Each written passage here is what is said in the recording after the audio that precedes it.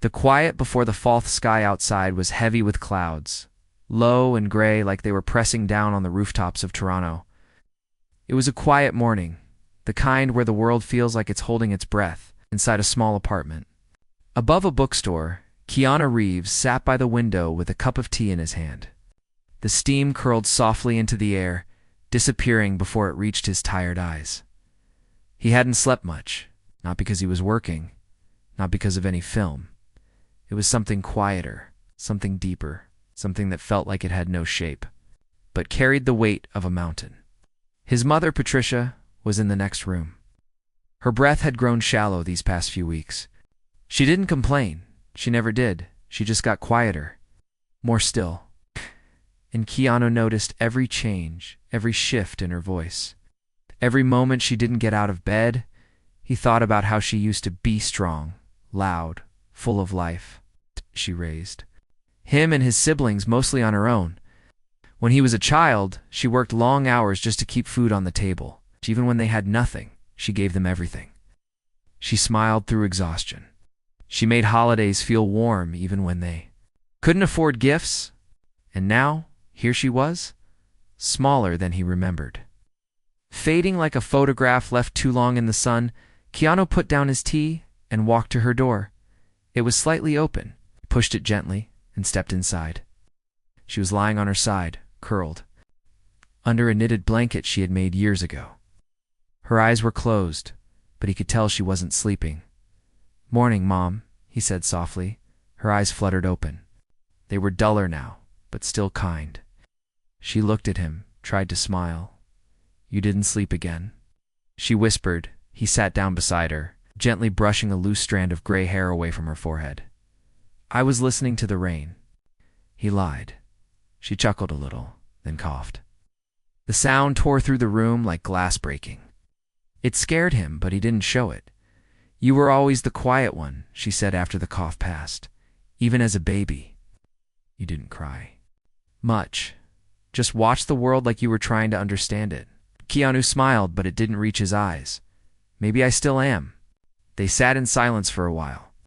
The kind of silence that isn't empty. The kind that holds love and memory and pain all at once. He held her hand. It was cold. It's cold. He didn't ask her if she was okay. He didn't ask if she needed anything. She didn't like being treated like a patient. She hated hospitals, doctors, even medicine. She just wanted to be home. She just wanted to be with her son, and he respected that. But inside, he was breaking.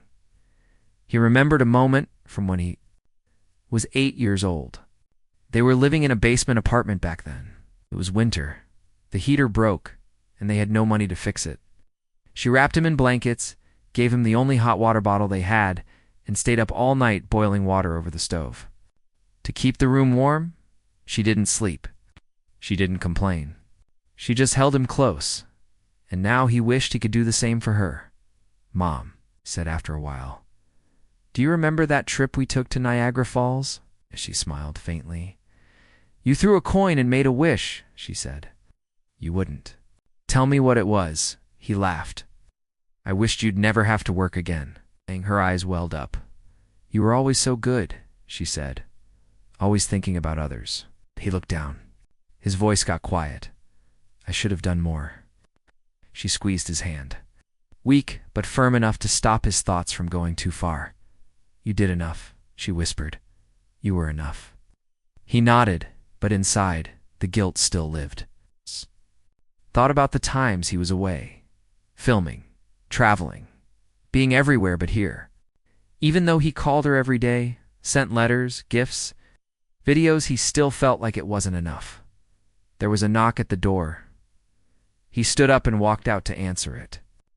It was the hospice nurse, a gentle woman named Martha with a warm smile and eyes that saw too much. "Good morning, Keanu," she said softly. He nodded and let her in. She walked past him with practiced grace and went straight to Patricia's room.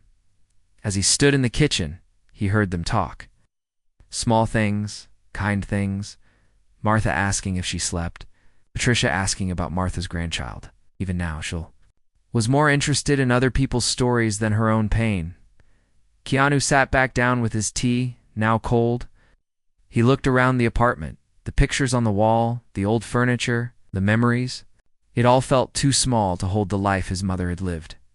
She had been a dancer once. Elegant, free.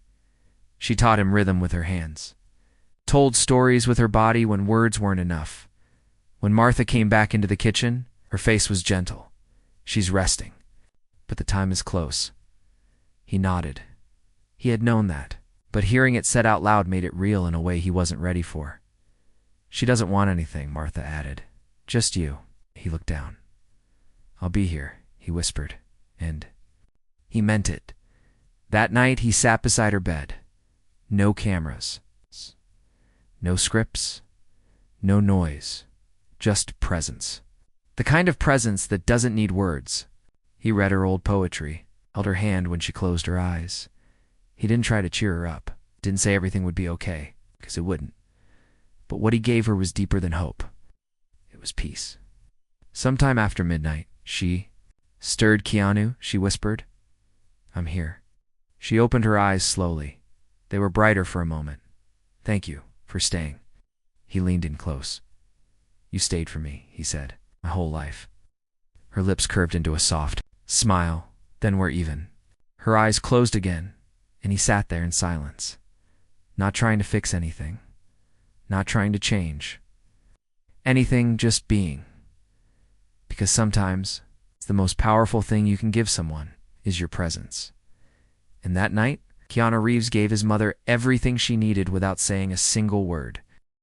Echoes of the past morning sun filtered through the curtains like a soft whisper, touching the walls with golden light. Keanu didn't sleep. He had stayed in the chair beside her bed all night, listening to her breathing, each rise and fall a fragile rhythm, as if the world itself depended on her staying just a little longer. He didn't move. Didn't check his phone. Didn't think about where he had to be. In that room, time had stopped.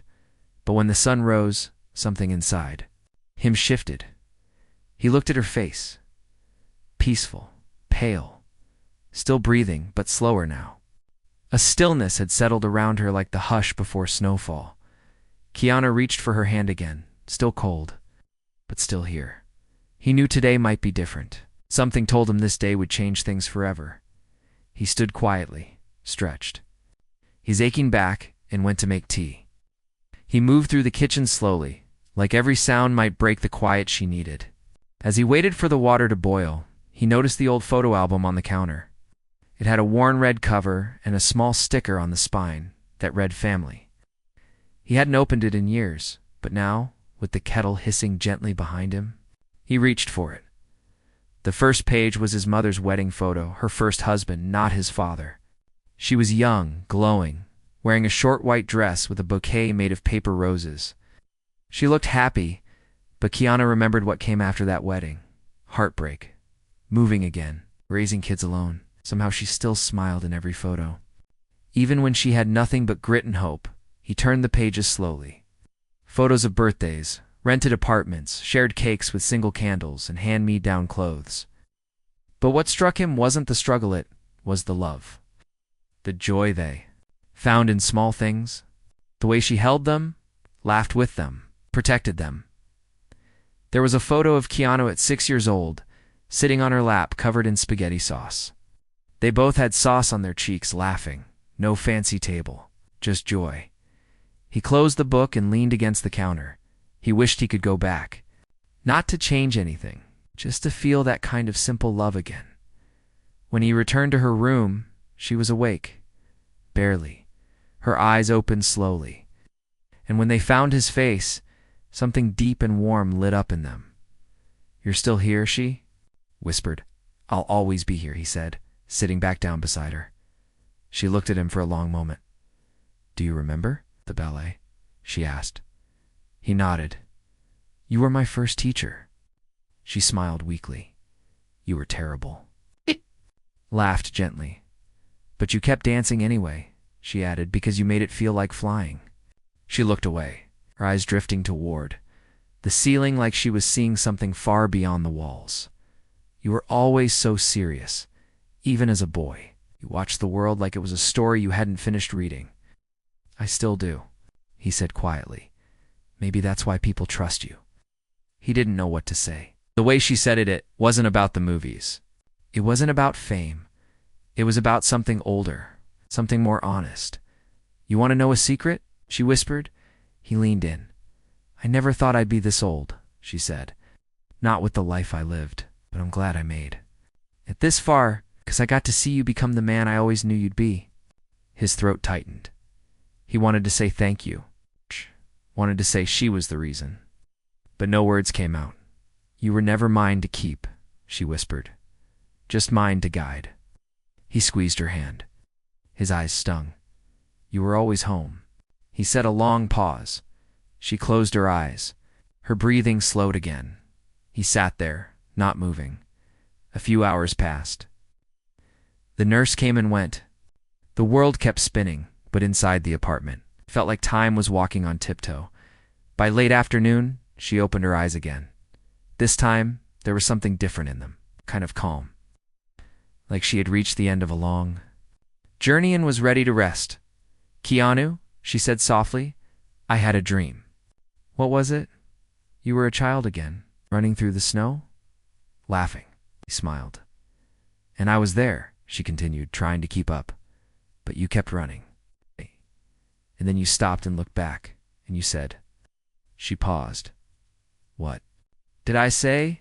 You said. I'm okay now, Mom. You can rest. A silence fell between them. He didn't know what to say. But his heart ached. Was it just a dream? She asked. He looked at her. Maybe it was a message. She smiled, slow and tired. Then I heard your voice in the dream again, you said. Presence is louder than words. He leaned closer. Their foreheads touched. You've always heard me, he whispered. Always, she said. Her hand trembled. He wrapped both his hands around hers, holding on like he could stop time. They sat like that for what felt like forever. Outside, the clouds broke. Sunlight poured through the window like a blessing. And then, with a single breath, she closed her eyes again. And this time, she didn't open them. Keanu didn't cry right away. He didn't scream, didn't collapse. He just sat in silence, the same way he had always done when he didn't know what to do. Because presence was louder than words, and now her presence was everywhere, in the light on the walls, in the smell of tea, in the softness of the blanket she made, and in the space beside him where her spirit still lingered, gentle and strong. He leaned back, staring at the ceiling, whispering words only he could hear. I heard you too, Mom. Always. The house she left behind's funeral was small. Just close friends, no cameras, no noise, just soft music, a few roses, and a quiet space filled with people who had loved her. Keanu didn't give a speech. He didn't think he could. Instead, he stood in the back, one hand folded over the other, his eyes fixed on the floor, his heart trying to remember how to beat without her in the world. When it was over, he stayed behind. The others left slowly, giving him space. Touched his shoulder gently as they passed, but he didn't look up. Not yet. He needed a few more minutes with the silence. Not the kind that feels empty. The kind that holds memory. Like the echo of her voice still whispering in the corners of the room. After a while, he stepped outside. The air was cold. The sun was low, dipping behind the trees, casting shadows across the sidewalk like long fingers. Reaching for something they couldn't quite hold. He stood there for a moment, watching the light fade. And then he turned to the one place he hadn't been able to face since she passed, her house. The house was small and worn, but full of her spirit. Everything inside still smelled like lavender and cinnamon. The walls were lined with books. The table was still set for two. It felt like she might walk around the corner at any moment with a smile and a joke about how the tea was too strong. Again, but she. WOULDN. Single quotes, Twould you in Shroom.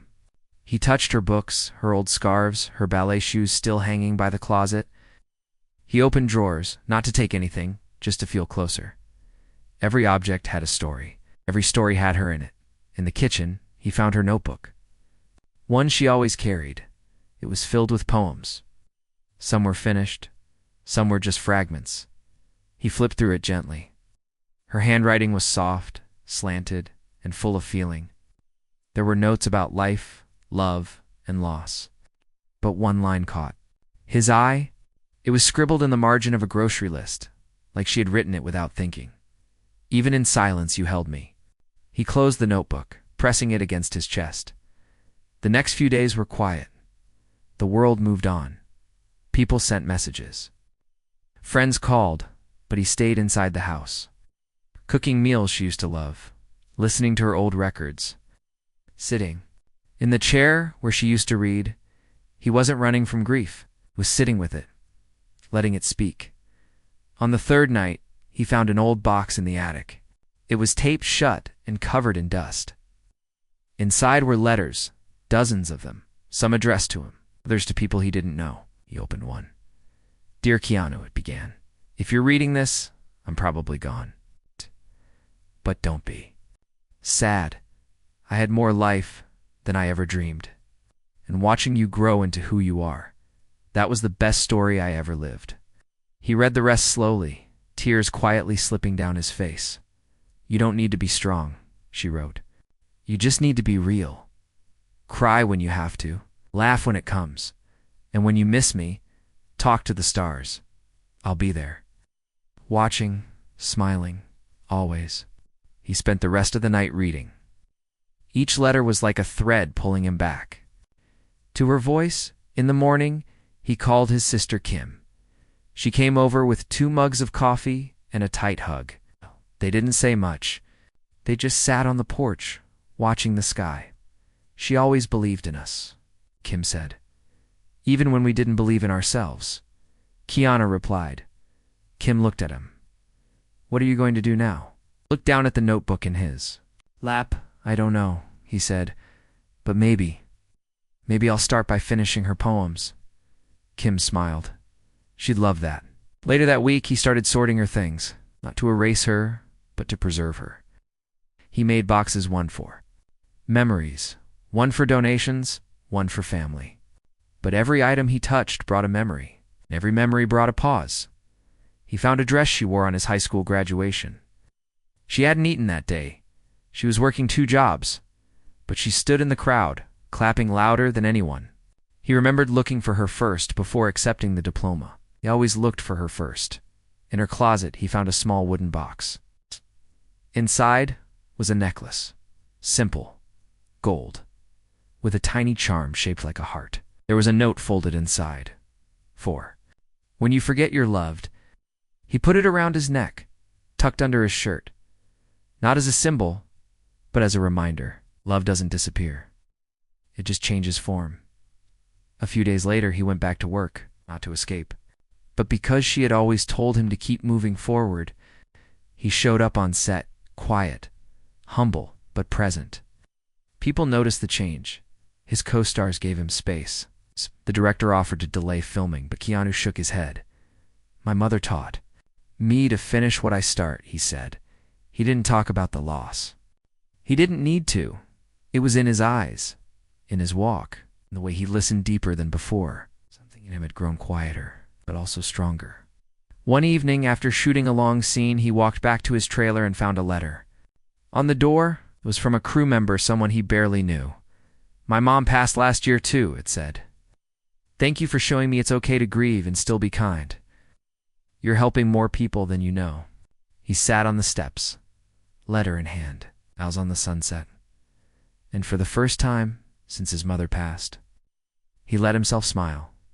Not because the pain was gone, but because he finally understood what she meant.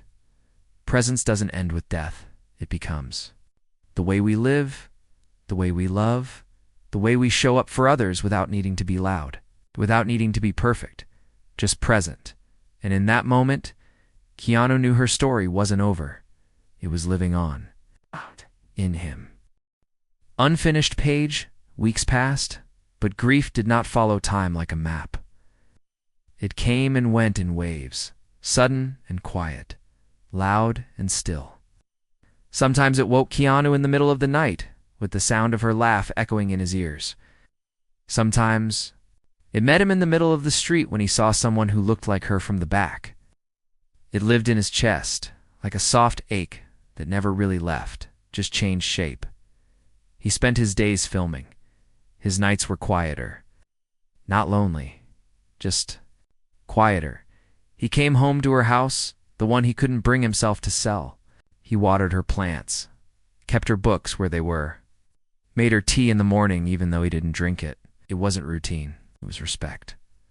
One evening, after a long day on set, he came home to find a letter in the mailbox. There was no name on the envelope, it's just his dot inside. The note was handwritten. The paper smelled faintly of lavender. Dear Keanu, I knew your mother a long time ago. We were in a dance class together when we were teenagers. She always said you'd do something special in this world. I saw your interviews. Your kindness reminded me of her. I'm sorry for your loss. Have something that might belong to you. If you'd like it, meet me at the old art studio on Clement Street this Saturday at 3. He read the letter twice. He didn't recognize the handwriting. Didn't know anyone from Clement Street, but something about the message felt real. That Saturday, Keanu drove across the city under a sky thick with rain clouds. The art studio was small, tucked between a bakery and a closed-down flower shop. The windows were fogged and the door creaked when he pushed it open inside. The smell of paint and dust filled the air. An older woman stood near the back. Her silver hair tied in a low bun, her hands stained with charcoal. She looked up as he entered, her eyes lighting up. You came, she said. He nodded, unsure what to expect. I'm Elaine, she said. I knew Patricia before life got busy. Before she became a mother. We were dreamers once. We wanted to open a dance school together. Keanu listened quietly. Your mother, she said, had this fire inside her. But she put it all aside for you. Not out of duty. It's out of love. And I respected her more than anyone I've ever known. Elaine walked to a small cabinet and pulled out a sketchbook. She handed it to him gently. She made these when she thought. No one was looking. He opened the book. Inside were drawings, portraits mostly. Of children dancing, of women laughing, of shadows and light and hands reaching for the sky. At the back of the book was a drawing of a boy, maybe 10 years old, sitting cross-legged with a book in his lap. The caption underneath said, My quiet storm. He felt a tightness in his chest. She never stopped creating, Elaine said. She just never showed anyone. Keanu held the sketchbook like it was something sacred. Thank you, he whispered. She would have wanted you to have it. He drove home in silence, the kind that wasn't empty, but full of thought. That night, he sat at the kitchen table and looked through the sketchbook again. Then he pulled out her notebook, the one with her unfinished poems. Something inside him stirred. He picked up a pen and wrote, not lines for a script, not a story for the world, just something for her. A poem he wrote, You gave me silence, and in that silence, I found my voice. You gave me stillness, and in that stillness, I found strength. You gave me nothing but love, and it became everything. He stared at the words for a long time. Then he kept writing. The next morning, he called his agent and canceled his weekend meetings. Instead, he drove to the community center, where his mother used to teach ballet for free when he was a child. It hadn't changed much. Same cracked floor. Same faded posters. He spoke to the director. I want to donate, he said. Quietly, no press, just support. What for? Director asked. To start a program for kids who can't afford lessons, he said. Name it after her. What was her name? Patricia. He paused. Patricia's Place. For those who still believe in dreams. That night, he told Kim. She hugged him tightly. She'd be proud, she said. She always was, he replied. Days turned into weeks. Keanu kept filming, kept writing, kept showing up at the center to watch the kids dance. Sometimes he'd sit at the back, smiling softly as they stumbled and laughed and tried again. And when they fell, the teacher would say, What do we do when we fall? And they would shout back, We rise. He smiled every time. One afternoon, a little girl came up to him after class. She had tangled hair and bruised knees and eyes full of wonder. "Are you the one who gave us this place?" "I just helped a little," he said. "Miss Eva said your mom used to dance too," the girl said. "She did," he said. "She danced like she was flying." The girl grinned. "I want to fly too." He nodded. "You will." As she skipped away, he felt something lift in his chest. Not the pain, but the weight of what pain had taught him. Presence wasn't just staying beside someone, it was showing up again and again and again. Even when the person you love is gone.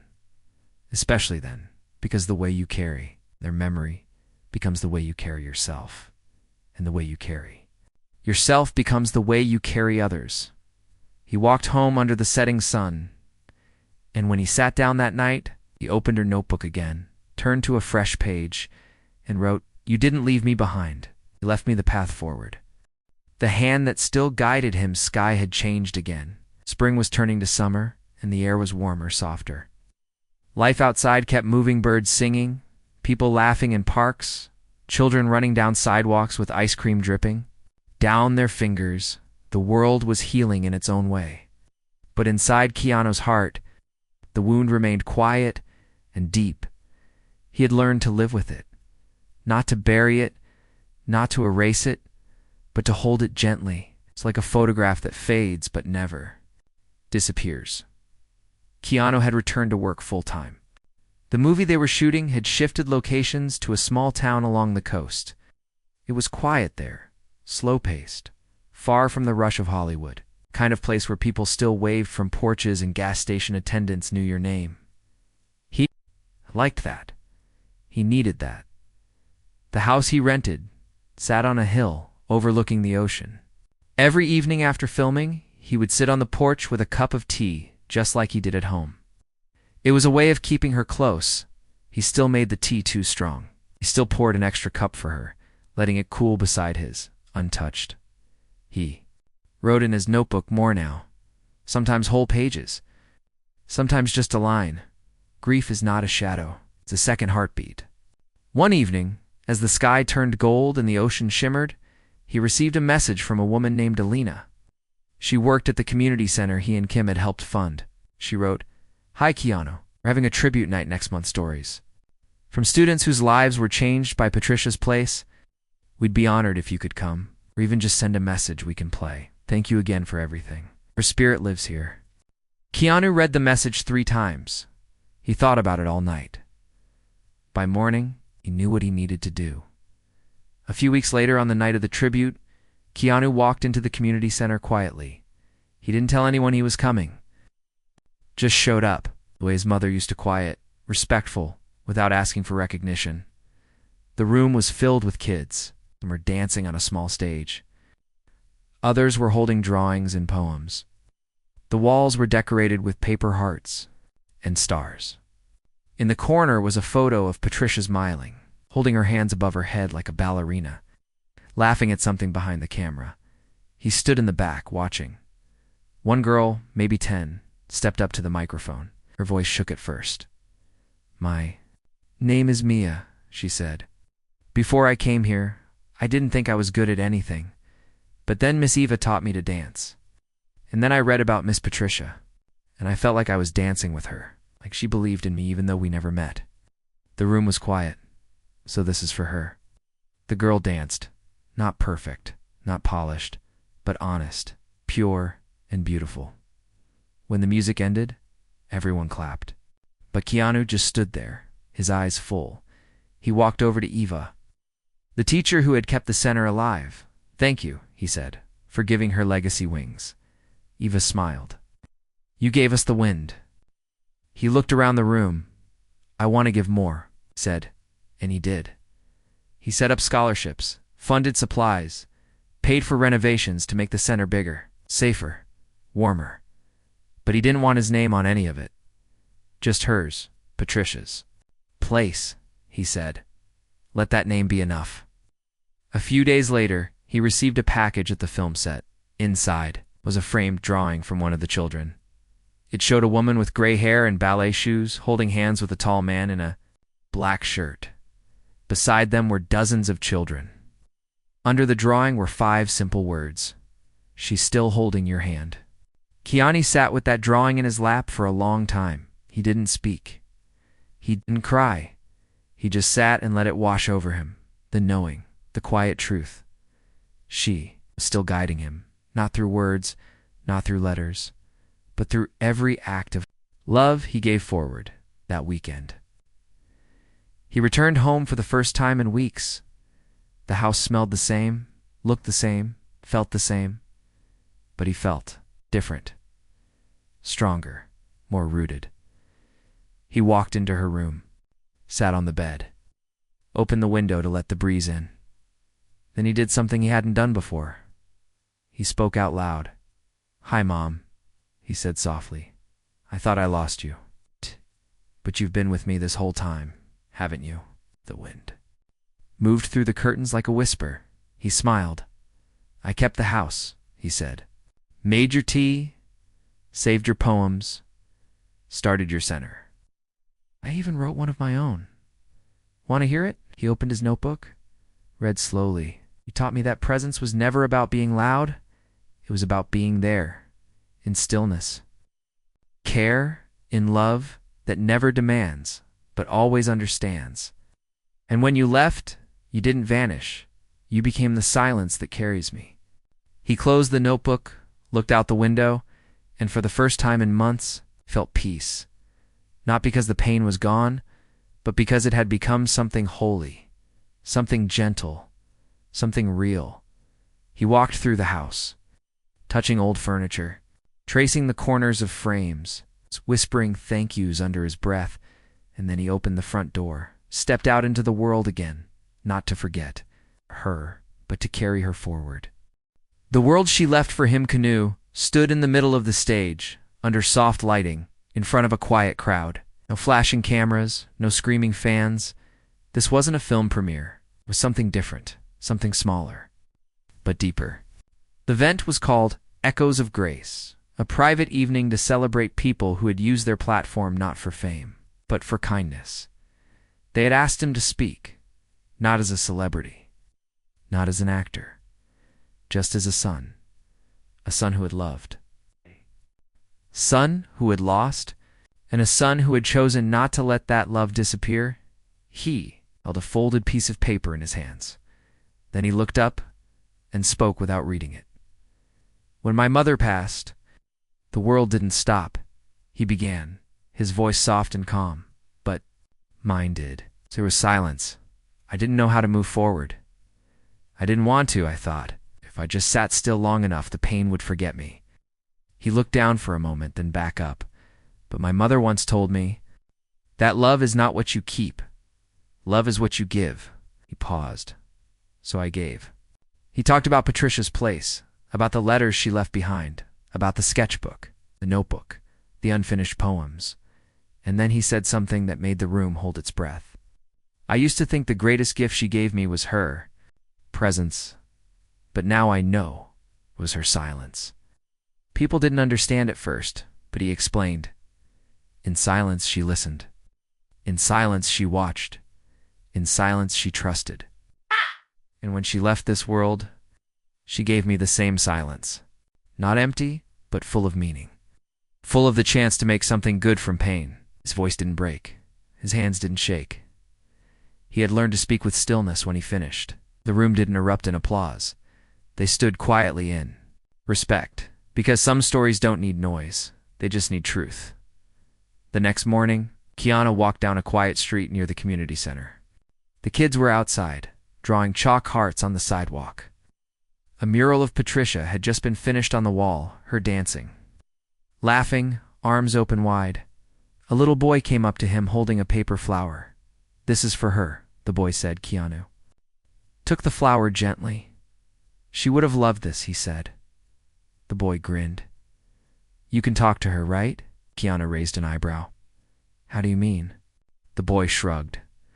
"My grandma says, when you really love someone, you never stop talking to them, even if they're not here." Keanu smiled. "Your grandma is very wise." The boy ran back to his friends. Keanu placed the flower at the base of the mural. Then he sat on the bench across from it, and he whispered, "Hi, Mom." No one heard it, but the wind picked up. A soft breeze danced through the trees, and somewhere in the stillness, it felt like she answered. Later that week, he returned to set for his next film. But something had shifted. He began each day with a moment of silence, not a ritual, just a breath, a pause, a way of saying, "I'm here." And people noticed. They said he moved with more purpose, listened deeper, spoke softer. They didn't know what changed, but something had. A few months later, he received a letter, handwritten from a mother in another country. "My daughter watched your tribute film. She lost her father last year. She didn't speak for weeks.